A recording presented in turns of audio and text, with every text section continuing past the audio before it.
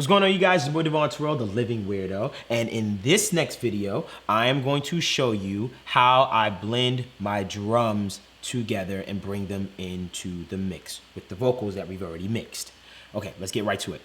So I've already done the kick and the snare. I've added the parallel compressor, etc. to all of the signals. Now what I like to do to move on after I have my kick, snare, and vocal together is, now let's move on to my 808. We're gonna finish off the drums. Yes, your 808 is a part of your drums. This is the rhythm section, so that's why I consider this a part of my drum section. So let's listen to the 808 with nothing on it, basically the raw 808 that is in the session. Listen close.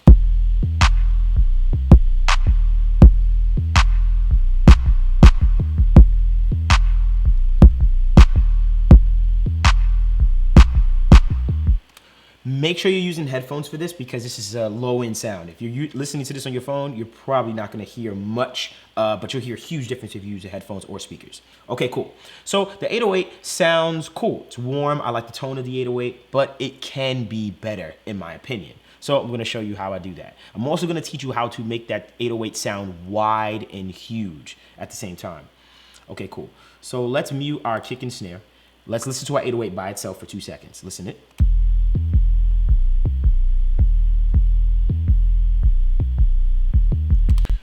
Okay, first thing I like to do always when it comes to my bass lines or my 808s is I like to make sure that it is monoed out.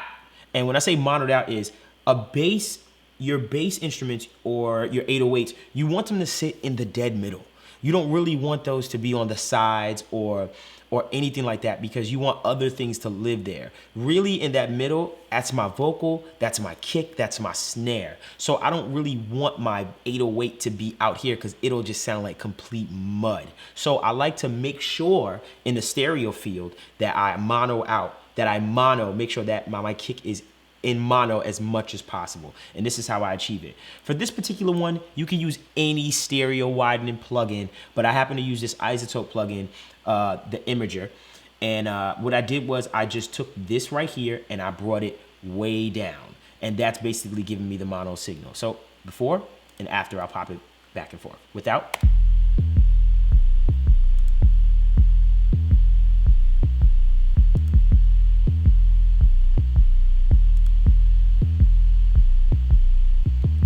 I hear the difference. I hear that 808 from my stereo field kind of suck in a little bit and come right in the middle of where I want it. So that's how I do that. I use it to bring my 808 to a mono place, that low end. Okay, next thing I like to do is I like to add a compressor. And with this compressor, I have a slower attack so that I can still get the transients of the 808. And then I have a very fast release on the 808. And basically what that's doing is it's allowing that tail of the 808 that is not the initial hit to cut through. So I'll let you hear it. So before and after, I'll pop it back and forth.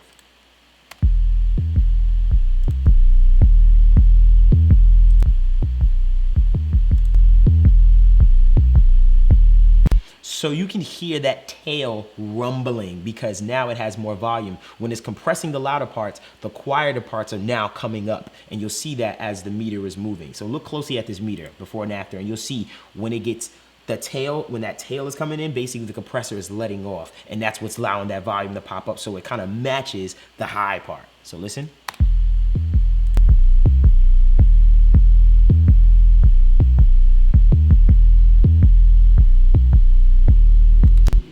Dope. Works for me, sounds much better. I love it.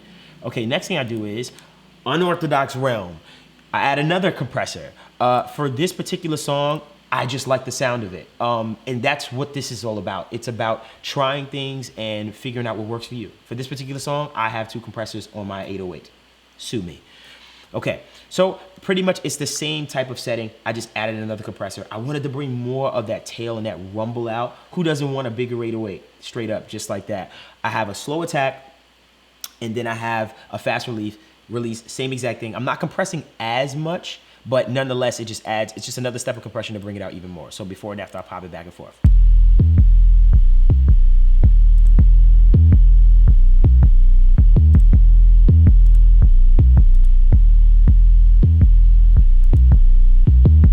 When you thought it couldn't sound better, it sounds better. It sounds a lot tighter now, and it brings out that tail even more. It rumbles, but it sounds tight. It sounds like the 808 is sitting in a space, and that's why I like to add 2 steps of the compression for that. Okay, next one I have right here. For this particular one, I actually took out a little bit of the 60 hertz. And the reason why I took out a little bit of the 60 hertz is because I want to make space for the kick, because the kick I boosted into 60 hertz. So on the 808, I took out some of the 60 hertz. Now, these are 2 bass instruments. These are two low-end instruments, and they're gonna be fighting for territory when they're working in the mix. So I take out some of what is in the kick from the 808. So I took out the 60 hertz in the 808 to make room for the kick that I boosted at 60 in the kick. Makes sense. And I'll let you hear that back and forth. So without.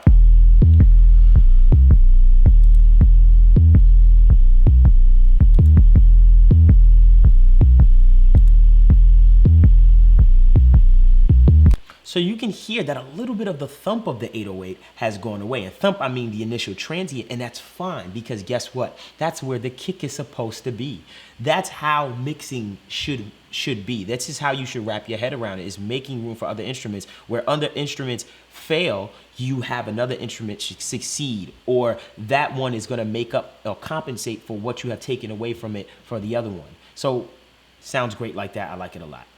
Okay, next thing I'll go to is this right here. Now, I don't want to confuse you guys. This is called sidechain compression.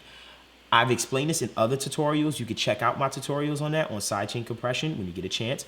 Basically, what I'm doing here is I'm telling this 808, anytime you hear the kick, I want you to duck. And the reason why I do this is because now the 808, the kick will cut through nice and clean and be there without the 808 competing for it at all. Literally, the kick will come through clean, the 808 will duck. As soon as the kick comes through, the 808 will duck and come right back up as soon as the kick is gone. Amazing technique to really get your drums punchy. So I'll let you hear it before and after. And what I'm gonna do with this is I'm actually gonna play the kick so you can hear what it sounds like.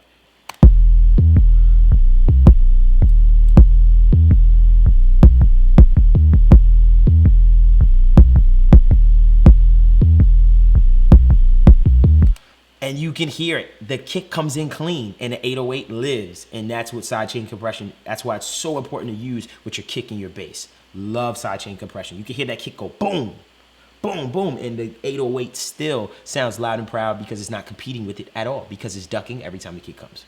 Okay, next thing, something very special that I adore. Make sure you're using headphones. You will not hear this if you're not using headphones. This is bass, so you know how it is.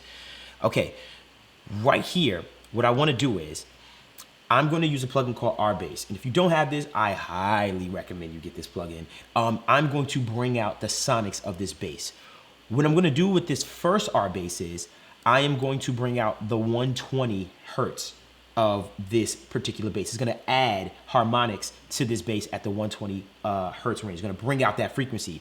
Reason why I like to add this frequency and bring it out more is because on crappier speakers, say for instance like your headphones, your little earbuds, or this MacBook that I'm working on, you are not going to be able to interpret the bass as well as if I put it in. That 120 hertz is going to allow people to actually hear that 808 or that bass instrument a lot more in those smaller speakers as opposed to a club or those bigger systems. Okay, so I do it before and after. Before. Excuse me one sec. Let's take this young kick off. Okay, once again, before.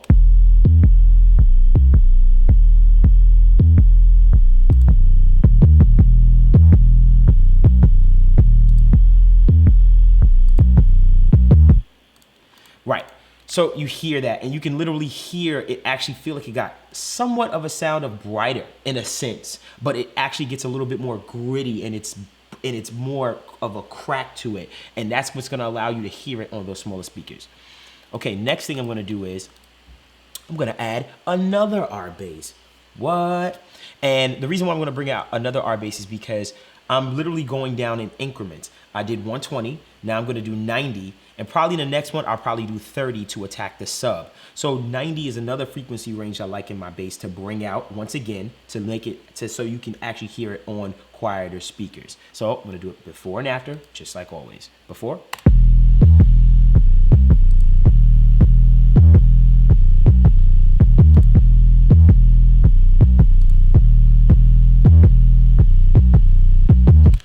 I hear more of the rumble. It just brought out more of that 808 straight up. So when I hear it and put it down on computer speakers or anything like that, I'm going to hear it more. It's going to be more intelligible as far as the movement of those notes. Okay, next, I'm going to add this one. And this one, I have this R bass set at 32 Hertz, which is literally low end. This is probably more just for the clubs. I have it set here just for clubs or people that have like systems with subs or people in their car. They're gonna hear this frequency. So if you're not using headphones that really have some type of sub, you're not really gonna notice much of a difference. But if you do, you're gonna notice a huge difference. So before and after. Before.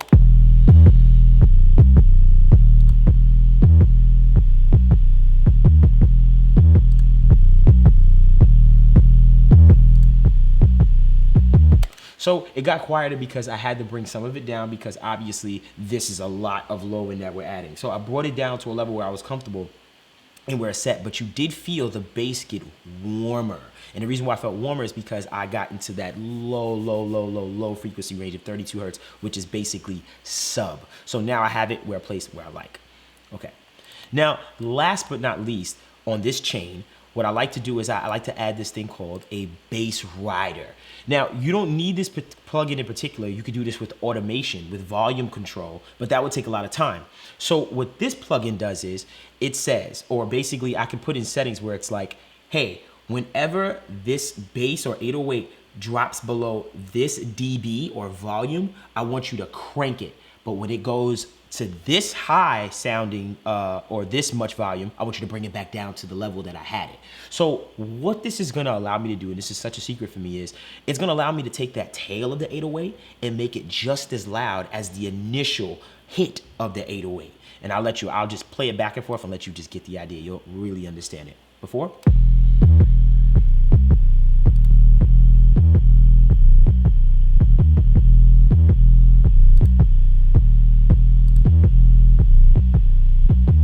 And you can hear the tail is just as loud as the actual initial hit. And that's why I like it, because now when it's riding in the music, that tail isn't gonna feel like, where did the bass go? You're gonna hear the bass just riding the whole way through with the tail. Love that plugin. Okay, next is the secret sauce. So I know a lot of times you might listen to modern day hip hop or anything with an 808 for the most part, and they sound huge. And you're wondering, how did they do that? Maybe they took an 808 and just slapped a stereo widener on it and cranked it. No. Chances are this is what they did, and I'm gonna show you the secret. So what I'm gonna do is I'm gonna add another 808, literally a copy. I'm going to using the aux method. I'm sending out a copy of the 808, the original 808, to another channel, and I'm going to manipulate it and blend it to taste. So what I did was I'm going to create another 808, and on this 808, I'm going to roll off a ton of the low end of this 808. Does it make sense to you? It will in a second. So first thing I did was I rolled off a ton of the 808 low end, and then I'll just show you exactly how I did the steps. So I just want to play the actual 808 for you. 1 second, let me just take a listen. Cool. So we have the copy. So now I'm going to play it for you with and without this rolled off 808 sound.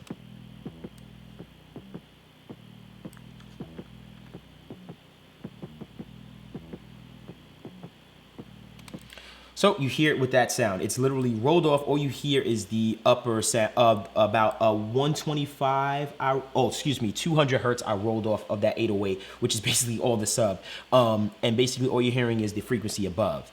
Okay, it's gonna make sense soon, I promise. Next thing I do is I add an R bass. Surprise, surprise.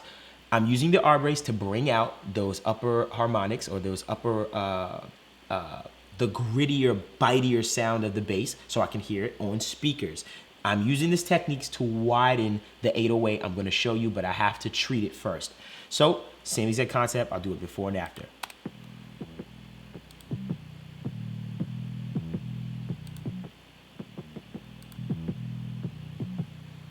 Cool, it took my 808 from this wimpy little sound to a more aggressive sound that's more upfront. Next thing I'm gonna do, the secret. I'm going to add a distortion plugin. So I'm literally going to distort this plugin. I'm literally going to distort this 808. Reason I'm going to distort this 808 is because this distortion plugin is going to add upper frequencies to this particular sound that weren't there before. And the reason why I want to add brighter frequencies or higher frequencies to this is because that is what I want to widen. I don't want to widen low end sounds. I want to widen my brighter sounds, stuff that is higher up on the frequency range. So I have to create those or put those there in this 808. Okay, so before and after.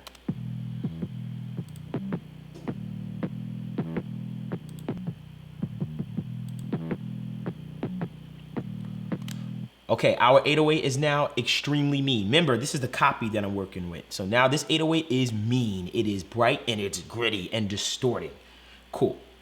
Next thing I'm going to do is I'm going to do a little bit of subtractive EQing. I'm going to take out a few things that I don't like that I've created with all these new frequencies and sounds from the 808, and I'll do it before and after and let you hear it. So before.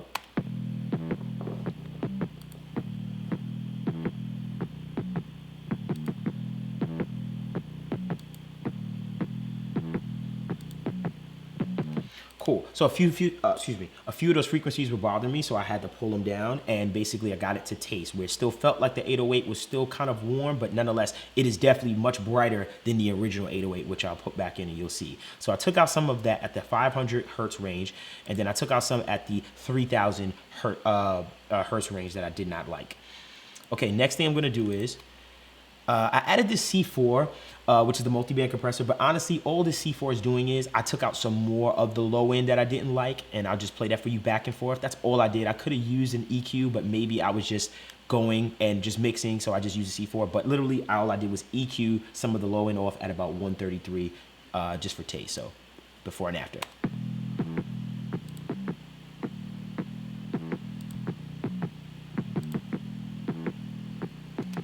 And I know what happened here. I just wanted to get a little more of that low end off to be secure and be safe. So, because I'm about to widen this sound that I've created. So I just want to make sure that I'm not widening some low end sounds that's going to muddy up my mix. So that's why I did it.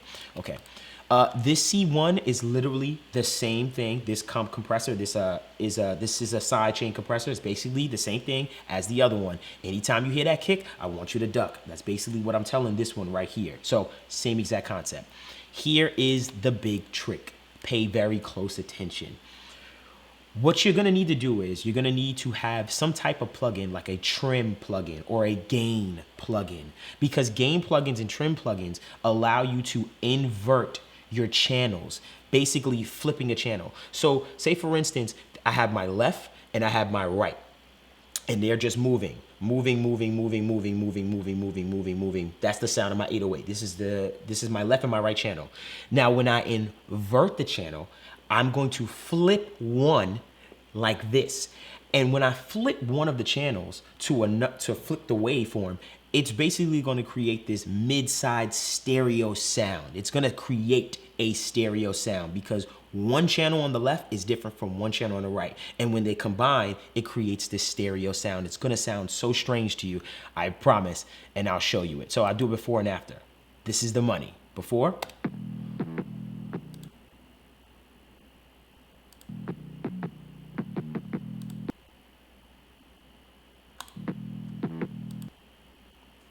Night and day. That is a huge trick.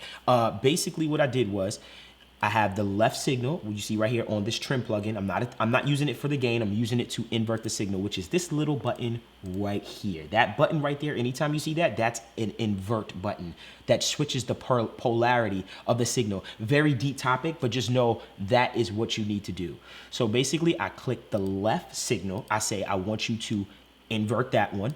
Then the right, don't invert it. You understand what I'm saying? That's basically how you do it. So you need a gain plugin or a trim plugin that can invert the polarity of your signal. You have to do the left inverted and the right not, just stays the same, or either way, up to you. Okay, cool. Next thing is the bass rider, and it's doing the same thing. It's bringing out the tails, and it's just bringing out the tails of that 808. So now I'm gonna bring it in and out with the original 808 and let you hear the difference. Okay, so without it.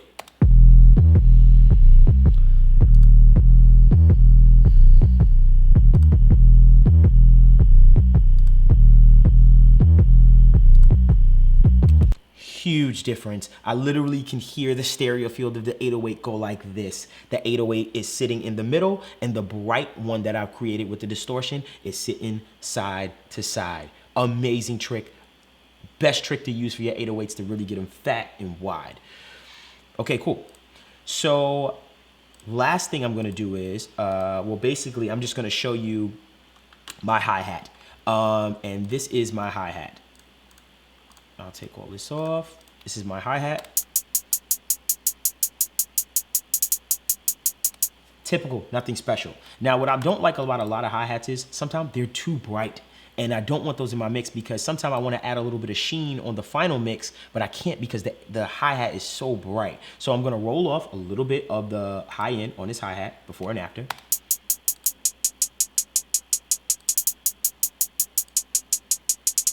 What's funny about that is I feel like I get more punch out of that hi-hat as well when I take off a little bit of that low end, but it gets a little bit more pleasing to my ear. It's a little bit easier to listen to. So I roll that off. Next thing I'm gonna do is I'm gonna add the Renaissance Axe, which is basically a compressor. I'm just gonna bring out a little bit more of that hi-hat so it hits a little harder coming through that mix. So before and after.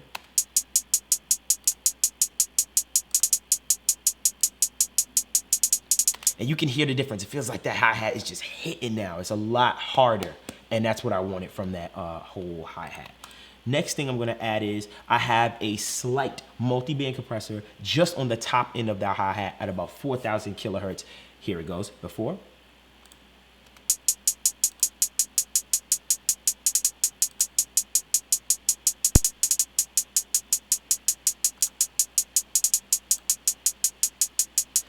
And that's a lot better. It's a lot more controlled. It's controlling that transient a little bit, chopping it off, just kind of compressing it. It's a lot better to my ear, more pleasing. Okay, so that's basically the drums for this whole thing. Now, the very, very final thing that I'm gonna do to this is, if you haven't noticed, I take all my drum instruments, right? All my drum signals, my kick, my snare, the parallel snare, the kick parallel, the 808, the widener, the hat, all of that stuff, and I bus it out to one single bus because I want to make those drums blend together a little bit, and I want to glue them together a bit. And this technique is what I use to do that. So basically what I do is I bus out all those signals to one single bus, to a drum bus, and I add a transient shaper and a compressor. So I'm gonna let you hear I'm gonna let you hear the drums just for what they are right now.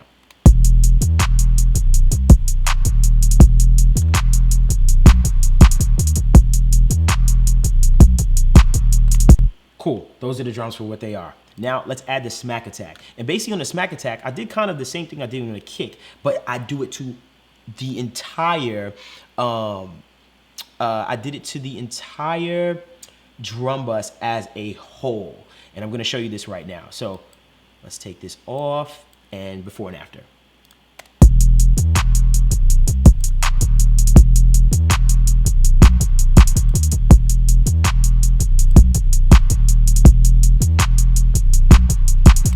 And it adds a little bit of that life to those drums. It makes it pop a little more when we didn't even think it could pop pop even more, but it adds a little bit more of a crack to the entire drums as a whole. Next thing I do is I add some glue, and I add some glue by using a compressor on the entire drum bus. So listen to the entire drum bus before and after with the compressor.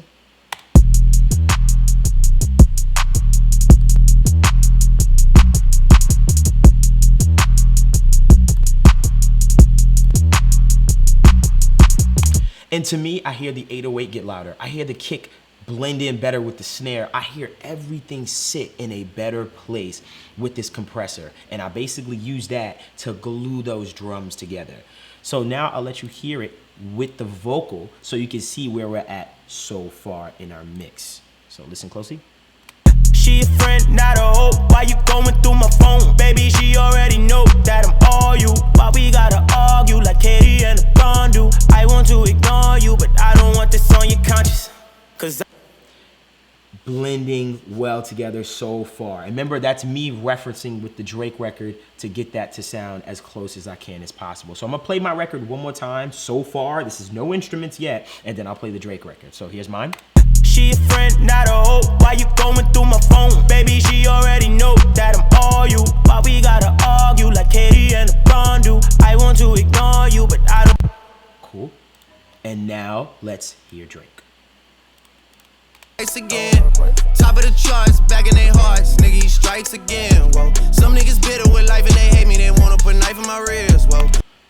We're getting there. We're getting there. But we're sitting at a level where I'm getting comfortable with it. Now, obviously, there's a lot more still to do, and there's still mastering to really balance it out, the sonics. But nonetheless, we're sitting in a place that is similar to that record. Okay. So in the next video, I'm going to show you my next step of this process, and that's basically my instruments, which is going to be a great part.